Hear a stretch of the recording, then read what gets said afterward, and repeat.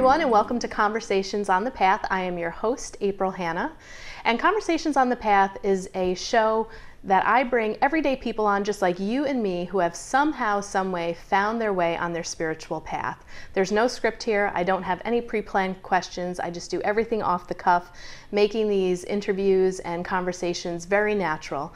And today I am bringing a very special woman who has held a very special place in my heart that I met about 3 years ago. Her name is Jill Fecteau, and I have seen her grow in so many ways on her spiritual path, and she is here today to talk about two of her businesses, Earth/Straw and Earth Sunflower, and she is doing so much for our world, the environment, and I couldn't not have her on the show. So Jill, welcome. Thank you. It's nice to see you again. I know, and it's so good to see you because it has been a while since you and I had a chance to sit down and talk. Certainly. So I think we were talking off camera, and you said it was about 2015 that we had first met. Correct. And Jill had come to me for some energy healing, Reiki, and some spiritual guidance. So we actually got a chance to meet that way. And I remember you just kind of coming in, and you were not knowing what I wanted to do. What you wanted to do. You were very more scientific, and you were a little hesitant to like even try Reiki. And I'm like, how am I going to kind of get this girl? And you were like, eh. And we tried a couple of different things, and then like you were like hooked. Sold. Yeah.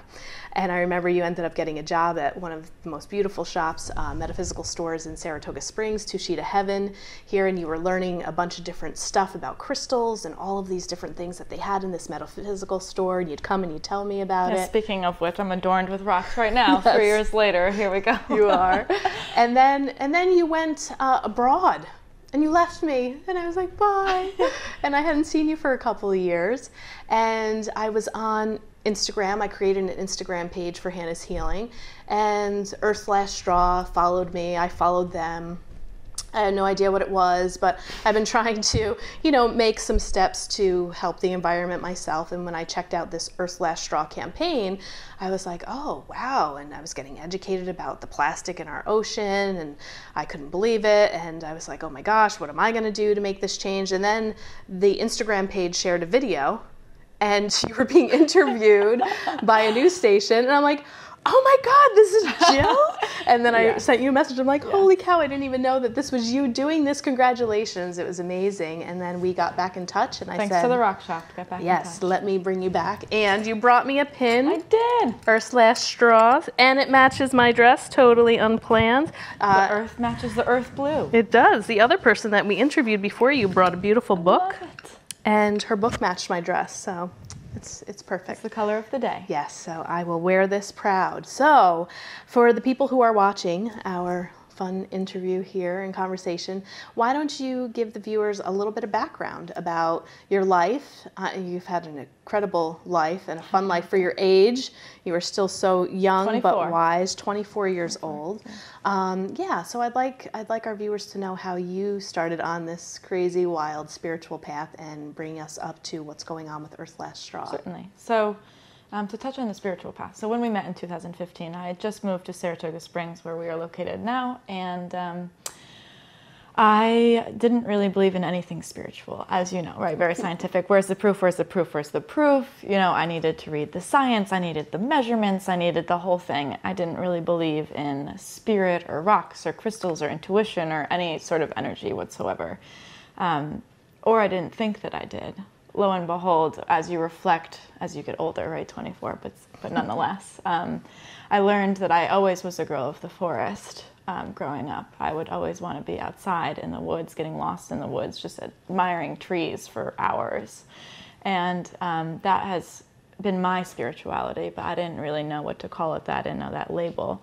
So, a decade later, I'm just like, I'm not spiritual, and then like this, and then Spirit had a different plan for me. They brought me to you, and you taught me a lot about just energy healing and trying to navigate that. And then I was forced to be at Tushita. That was a spiritual appointment, as some might call it.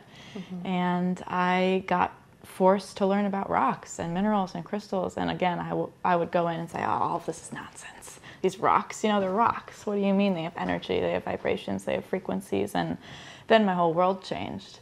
And I'm an avid traveler and the travel clock was ticking, so I decided to leave there, as you said, and I went abroad to teach English in Germany and in Prague and in Brussels. Amazing experience. I came back to another spiritual appointment, which was back at the rock shop. And this past February, actually on Valentine's Day, a good friend of mine was pushing me and saying, you know, why are you so passionate about all this environmental stuff? You're always cursing about about how you know, plastic sucks and these plastic straws and the plastic to-go containers and the plastic bags, but you don't do anything with all this energy. It's all just bundled up in you. Like, why don't you create something from this? And Jill, being as defensive as sometimes I can be, I was like, I don't know, like, just leave me alone about it. You're pushing me.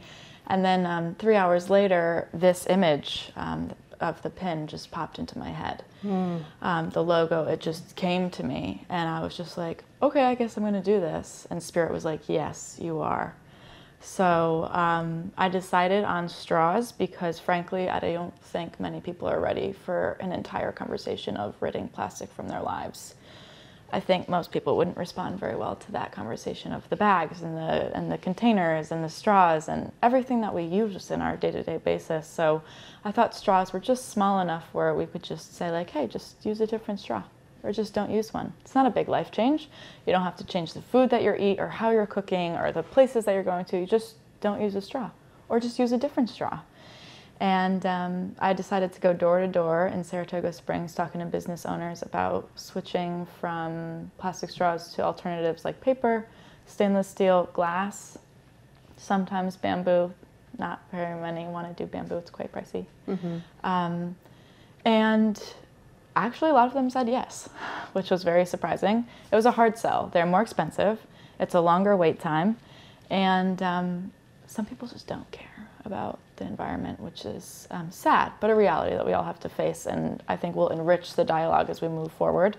And then that's how Earth Straw was born. So I also got some interns from our local college at Skidmore College. They helped me in the summer. We would set up tables at the farmers market and talk to old people and young people and visitors and locals about just plastic, all about it. We took surveys about what they would say, if they knew that it was recyclable or not recyclable, if they knew that it was an issue, just try and get some field research about it, and it was a huge success. Yeah, and I think sometimes too, I can only speak for myself. I too am a girl of the woods, nature, love to be outdoors, love hiking, all of that stuff, and I definitely care about nature, but have I ever been one to really like delve into how is our environment being trashed and affected? Not so much, a little guilty of that, right? Because I'm just trying to do what I'm doing here, an everyday person. Yep. But I would say over the past year, I'm starting to see more videos pop up on Facebook of our sea creatures, you know, like sea turtles and these straws like being stuck in their nose. That video was definitely the catalyst for the straw movement. That was really intense. It was very intense. And, you know, and then you see these videos about all of the trash, you know, that is in there. And you go to the ocean, you vacation there, and all you see is like above, like I just didn't know. And I'm that type of person, once I get that education and I see it, I can't not see it again. I can't just act like I didn't just see that.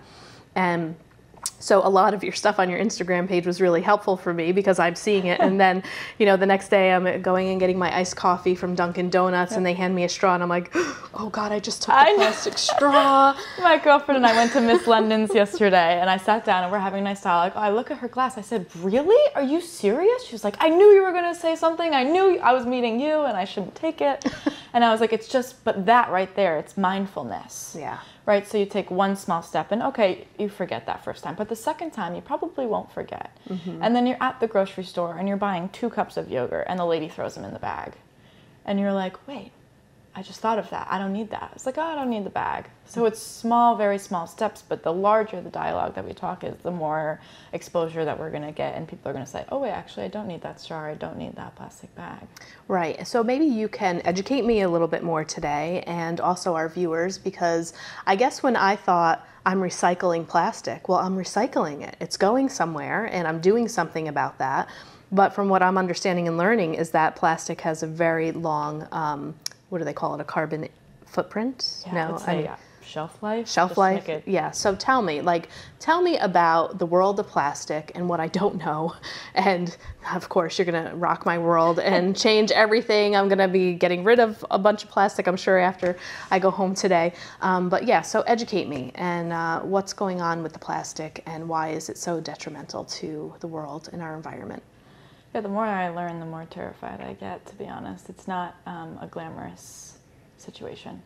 It's been sold to us as such, which is disturbing, really. So, like I said, I'm 24, but back in the 1950s, if you go back and you look at these commercials about the lifestyles that Americans should have and the convenience, and you're so busy, the kids have more homework, you have more soccer games to go to, more meetings, let's just make everything disposable.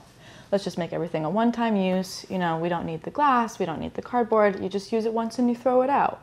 And that was sold to us very well, this disposable throwaway culture that's really made its way into 2018 in a really real way.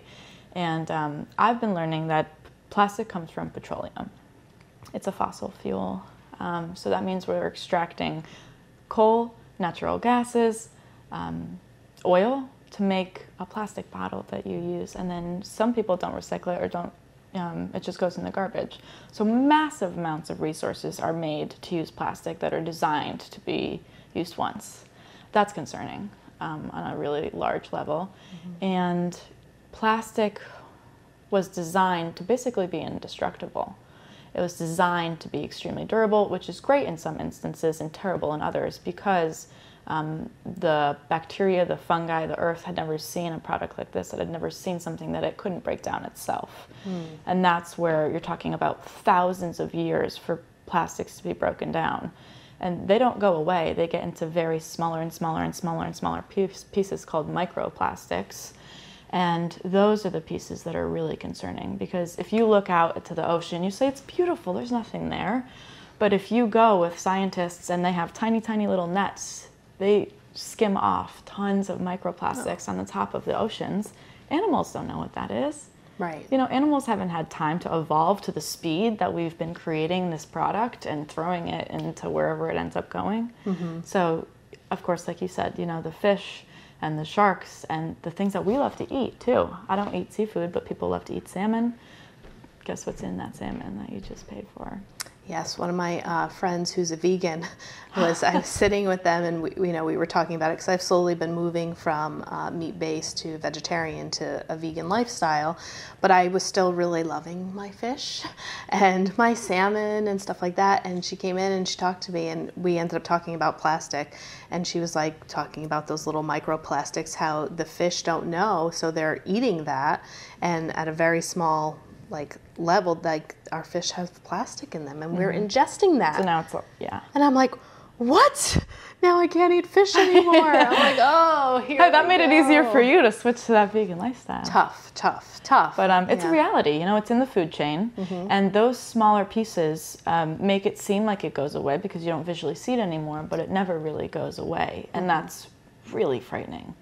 And the more that I learn about the recycling in this country, I went to a place called County Waste down in Albany. I'm sure you've seen the county waste trucks barreling down the roads. Take my garbage. Yep. So I said, all right, well, I'm curious, where does this stuff go? You know, people just put it in the bin and they roll it to the end of the driveway, and off it goes, and then they never think about it again. But where does it go?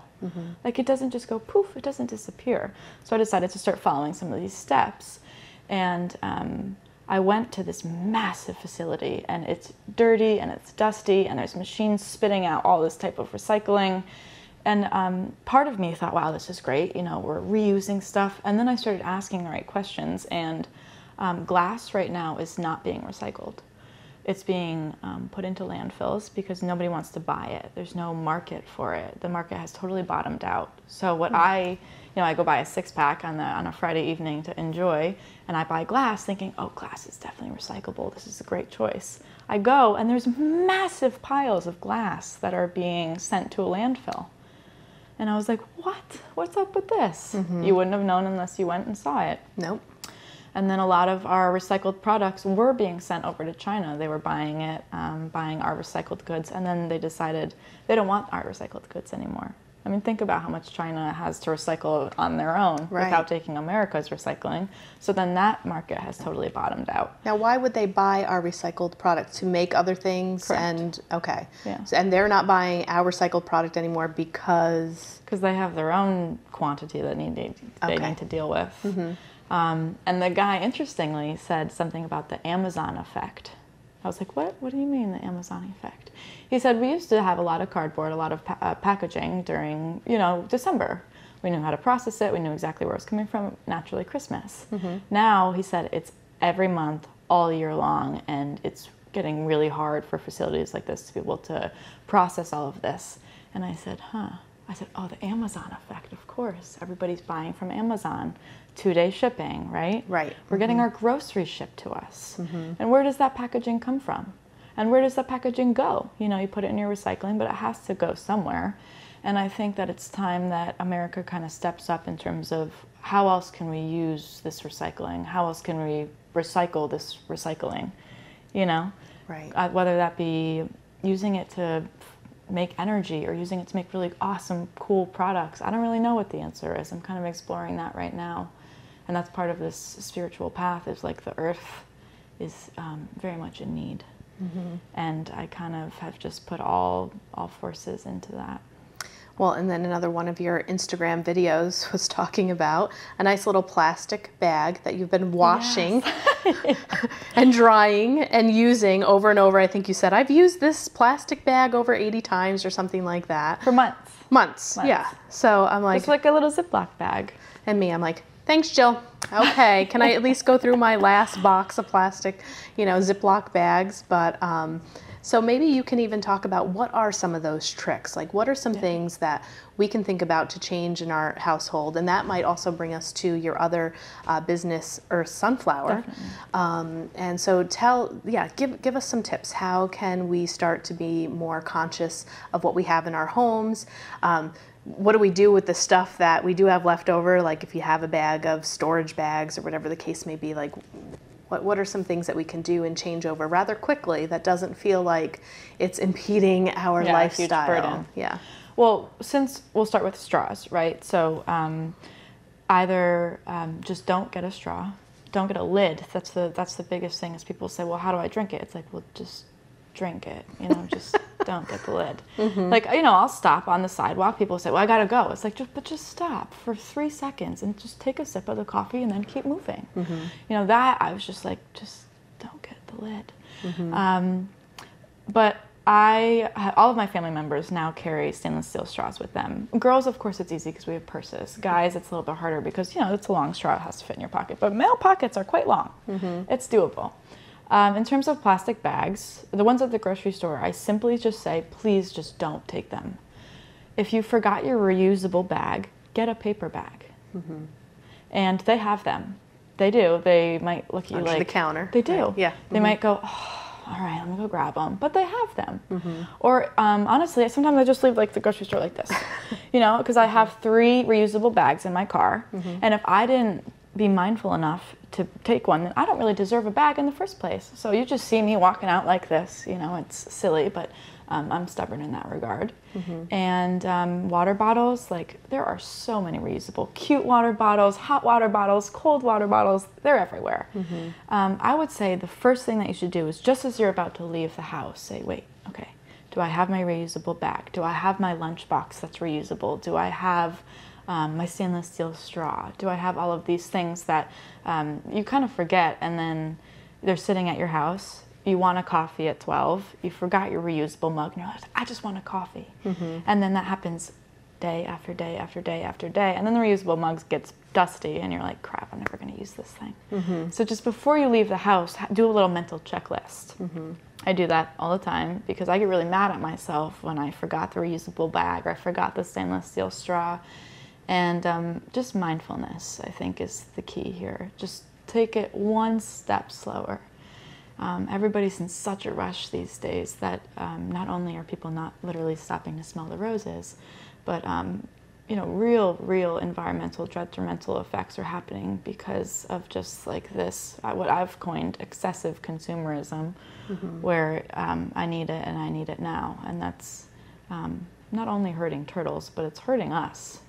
Talking about plastic in you and your infants, that's terrifying. Right. So just making the small moves every day of the reusable goods like the bags and the straws and the cups will make a huge difference. Are there any like stats out there to know like, okay, if a household does switch over to stainless steel straws or the paper ones or whatever the case may be, do we know how our little effect and small change in our own life can affect the greater whole?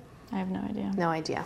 To be genuine, you know, I could probably pull something out of thin air. Right. However, there is something that I see on Instagram that I think is very powerful. It says, what would one straw do?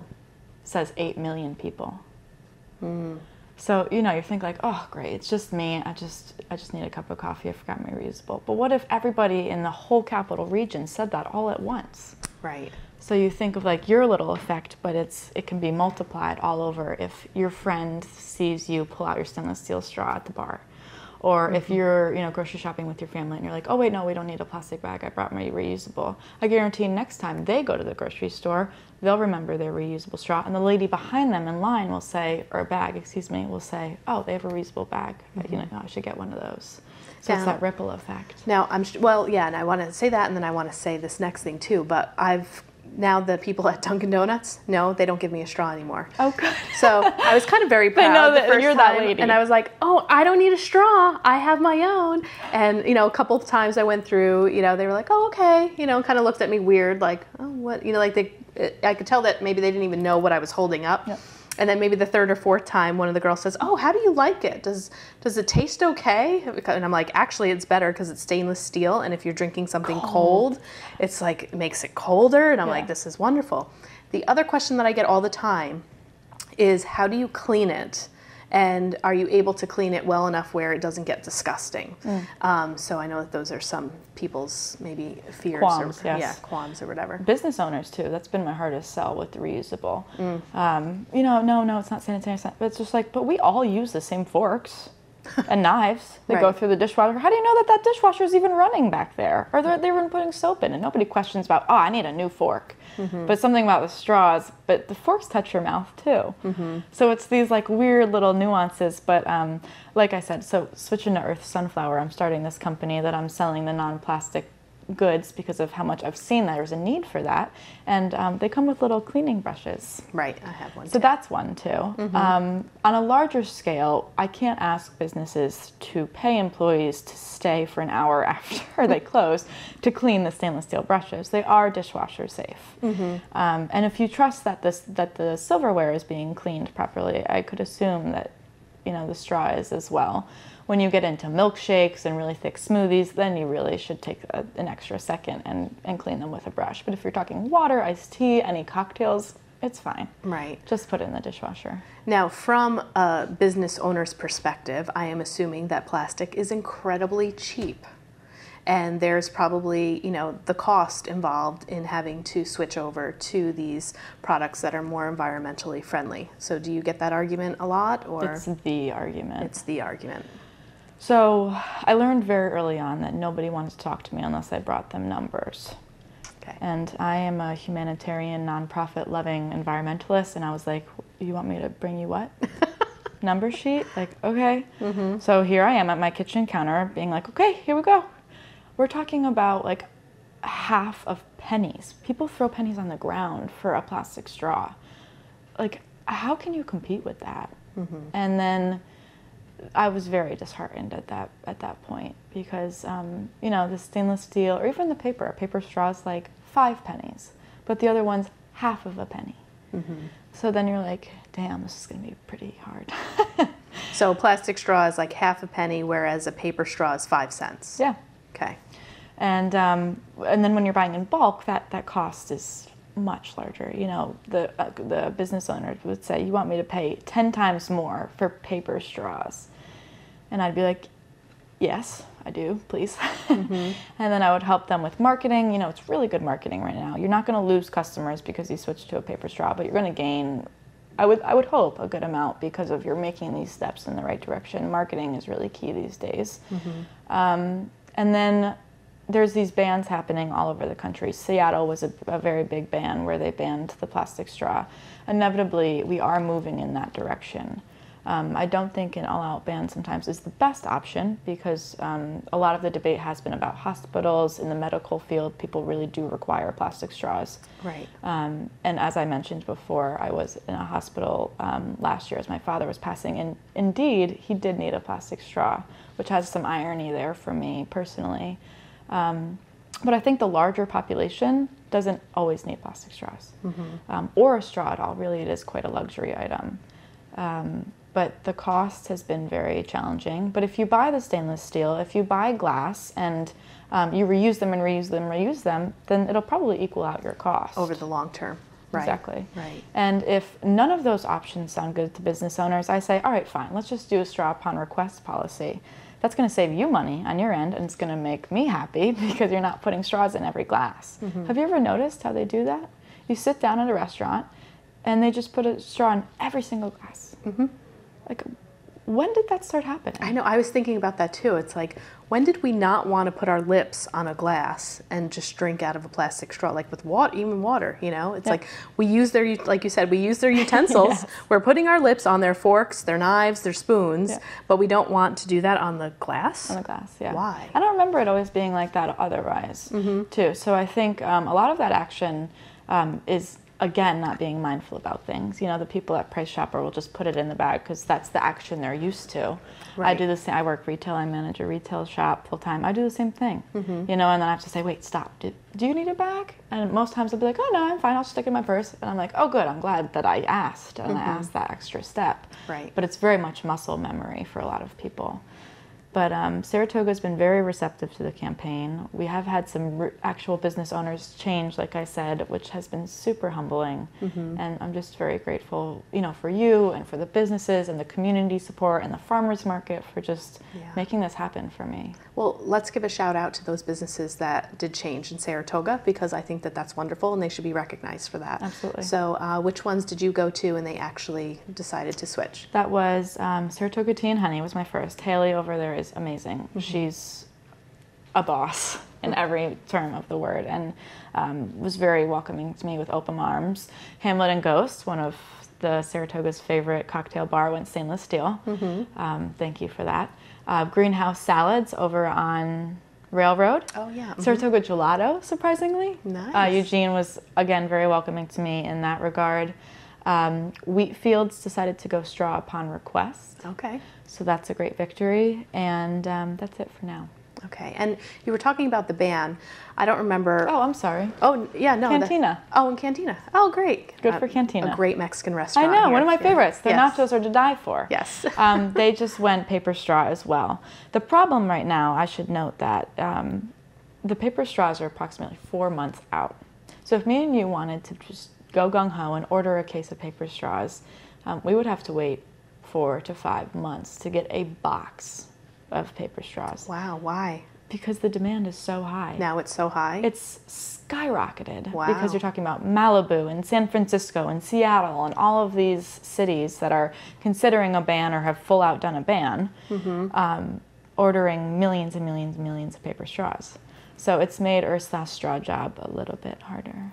So here is a way for the glass demand to come back, right? Glass straws. So if there's somebody out there that wants to create a business and hop onto the straw bandwagon, that's a perfect way to recycle those glass. They're wanting to give you that glass. Right. For free. It's a genius idea. I know. See, that'll be your next one. Now you're going to be creating glass straws. Yes, I know. I will take 10%, okay? Absolutely. Absolutely. Yeah. But I also thought I heard somewhere, I don't know, maybe McDonald's, I'm not sure, I could be getting this totally wrong, but something in 2020, like a big establishment was going to be doing away with all straws. Like there was a buzz about that. I think it was McDonald's. Was it McDonald's? I think Starbucks definitely took the lead. And have you seen those new cups lids that they have? No. Genius. Somebody at Starbucks was thinking like, oh, this straw business is really affecting our sales. And they created this lid that you would drink out of an iced coffee that doesn't need a straw. It's like what you would drink out of a hot coffee mug, but for cold coffees. Okay. I thought that was very smart and a good way to kind of like circle around that problem. Right. Cool. All right. So, and now on your website, you are actually selling these straws, and you're selling more of the environmental friendly products. So, talk a little bit more about what products you are going to have there. So I'm creating the Earth Slash Straw website right now myself. I've been spending a ridiculous amount of time in the library creating this website myself, because that's what grassroots environmentalism is all about. You just, do it yourself. So that website's going to be up and running hopefully by the end of next week. That's www.earth/straw.org. Tons of information. Everything that we've been saying will be on that website. Videos, data, statistics, our impact in the area. And then to sell, to buy the stainless steel straws, you would go to Earth/Straws Etsy page. Okay. I am still working on Earth Sunflower. That's the branch of this company or the organization that I'm going to create to sell the non-plastic goods, which is not up and running yet. But if you did want to buy a stainless steel straw or these little cute pins that we have, those are on the Etsy page. So just go into Etsy, type in Earth/Straw. It is plural Earths. And those will come up right on there. You can buy them. I ship them to you personally. So I'll write you a little handwritten note thanking you. But as time continues, I'm definitely going to launch this. Hopefully it's going to be an amazing company. I'm so excited about it. It's called Earth Sunflower, and it's going to be selling all of these goods that I've seen that people are craving and wanting. And when you see an opportunity, you just got to take it. Did you ever think this is where you were going to wind up? No. I thought, I was trying to be in a refugee camp for the, teaching English, or just, working when I met you.